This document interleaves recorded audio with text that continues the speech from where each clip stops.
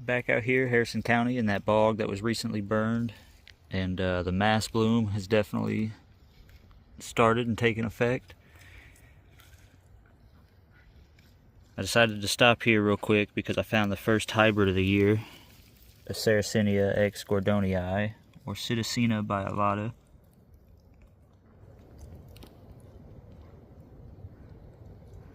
I really like Sarracenia hybrids. Some people don't care as much for them, but I'm a fan. Some of the alata are opening up.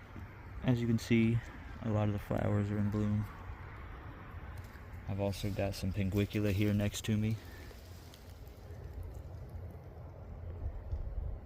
This is planifolia, as well as Drosera capillaris all around, and then the Drosera tracii is in full force.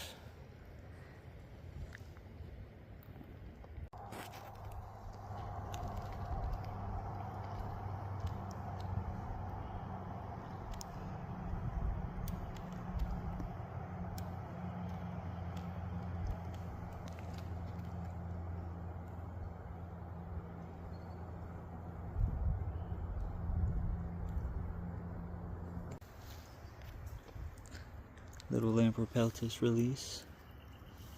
Way more chill than the Coluber.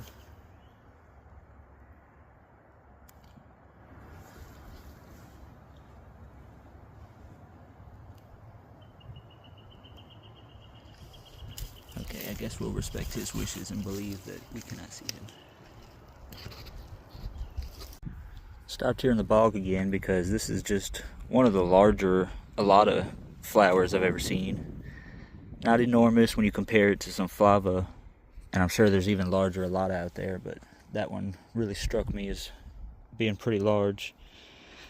Also tons of capillaris and pinguicula here. We get these pretty cool capillaris in some extra wet areas like this that stand up almost like intermedia. You can see that thing stands about 1 inch tall. Tons of tracii here right next to it. In this bog, there's also a lot of white flowered form alata, or white petaled, I should say, to varying degrees. Some of them are way more white than others. I'll stop here at one I see.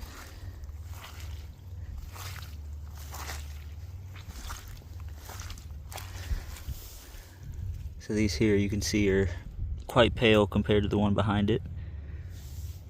And when you look out into the bog, you see little splashes of white in the sea of yellow. Took another pause here in this sea of Drosera capillaris, as well as a utricularia right here.